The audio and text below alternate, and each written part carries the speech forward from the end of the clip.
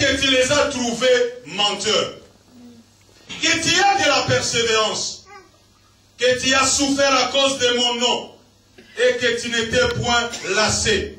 Mais, ce que j'ai contre toi, c'est que tu as abandonné ton premier amour. Souviens-toi, donc d'où tu es tombé, répands-toi et pratique tes premières œuvres. Sinon, je viendrai à toi et j'ôterai ton chandelier de sa place, à moins que tu ne te répandes. Tu as pourtant ceci, c'est que tu hais les œuvres de Nicolaïte, œuvres que j'ai hais aussi. Amen. Là, nous voyons le Seigneur, le maître de l'Église, est en train de parler. Il est en train de parler à l'Église d'Éphèse. Il commence par louer cette Église. Il dit, je connais tes œuvres, je connais ton travail, je connais ta persévérance, je connais ton talent. Je connais ton ministère, je connais ta vie de prière, je connais ton église, je connais. Lorsque vous lisez jusqu'au verset 3, l'église qu'on est en train de peindre là-dedans, c'est la meilleure église possible. Et tout un chacun de nous aimerait bien faire partie d'une telle église. Parce que là, le Seigneur ne fait que louer l'église d'Éphèse, ne fait que dire de bonnes choses. Il dit, je connais tes œuvres. L'église d'Éphèse avait les bonnes œuvres.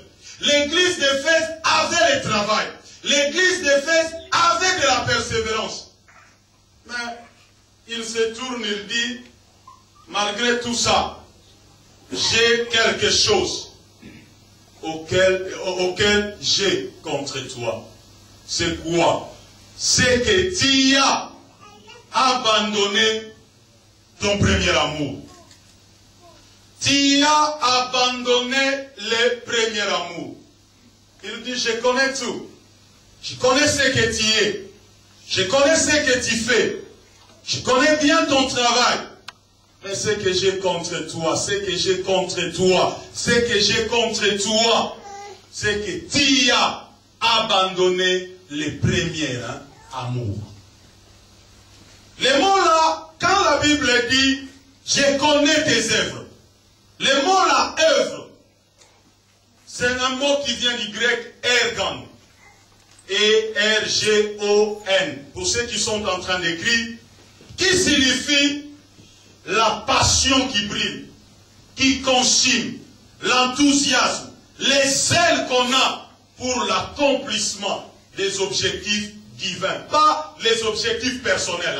Parce qu'il y a des gens, quand il s'agit des objectifs personnels, les gens sont très zélés, très dynamiques. Mais quand il s'agit de travailler simplement pour Dieu et qu'en retour, ils n'ont rien, leurs zèles s'éteignent. Là, il dit, je connais ta passion. Je connais la passion qui brille en toi. Je connais la passion qui te consume. Je connais ton enthousiasme. Je connais les zèles que tu as pour accomplir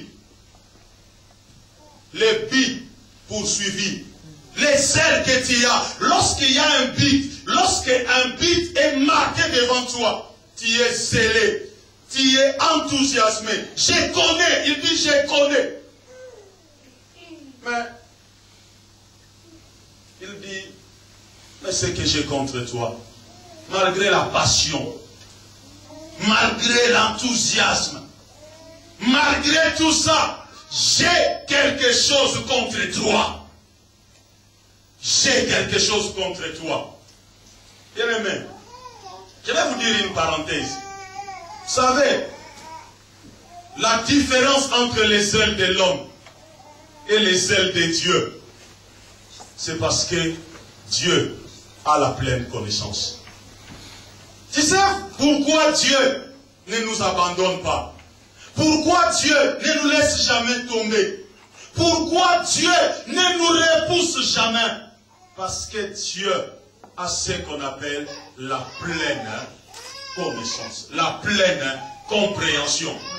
Nous pouvons être zélés aujourd'hui et changer demain. Mais Dieu ne change pas. Dieu ne change pas. Pourquoi Dieu est patient avec toi?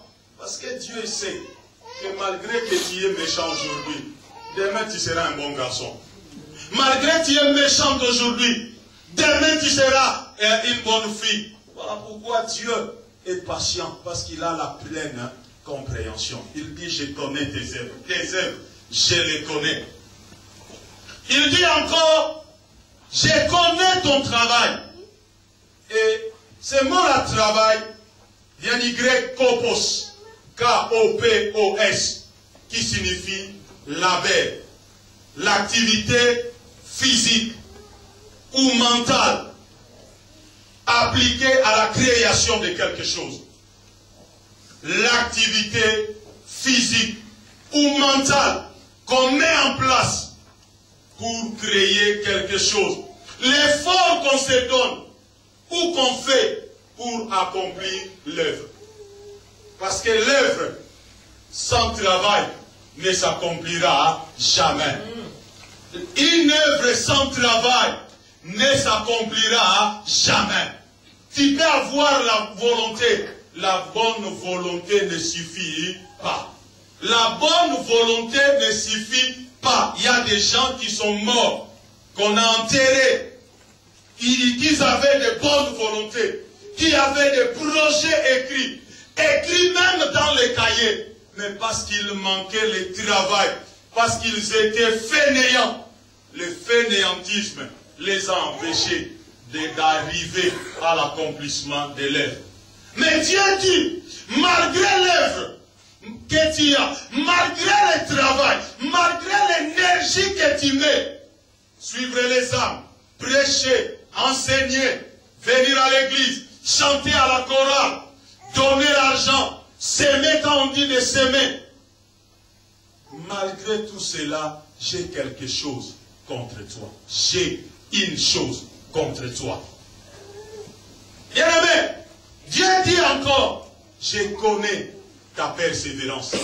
Je connais ta persévérance.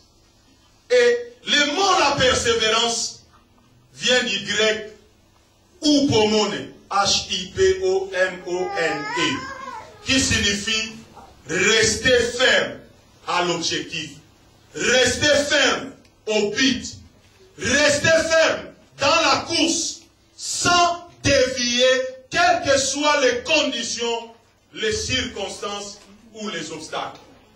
Bien aimé, souvent, ce qu'on appelle aujourd'hui persévérance dans l'église, je ne sais pas où est-ce qu'on a pris cette explication. Aujourd'hui, les gens disent qu'ils sont persévérants parce qu'il a un problème. Il est en train d'attendre quelque chose de la part de Dieu. Il dit, je suis persévérant. Non. La persévérance, c'est la capacité de rester ferme à l'objectif. Sans aller ni à gauche, sans aller ni à droite. Parce qu'il y a des gens qui vous disent qu'ils sont persévérants, mais ils sont en train de dévier dans la persévérance. Pendant qu'il est persévérant, il est en train de murmurer. Pendant qu'il est persévérant, il est en train de se plaindre par son manque de crainte de Dieu. Bien-aimé, Dieu est souverain. Dieu peut tuer quelqu'un sans être un assassin. Voilà pourquoi, lorsque nous prions, nous devons nous rendre compte que Dieu a un agenda. Et dans son agenda, il a un jour prévu.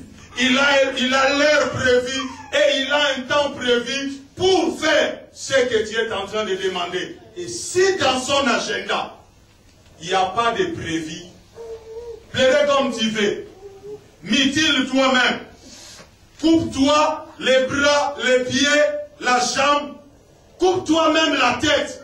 Si la chose que tu es en train de demander n'est pas dans l'agenda de Dieu, tu ne l'auras pas. Mais si à cause de, je dis mais, si à cause de ton insistance, Dieu te le donne, ça va te détruire.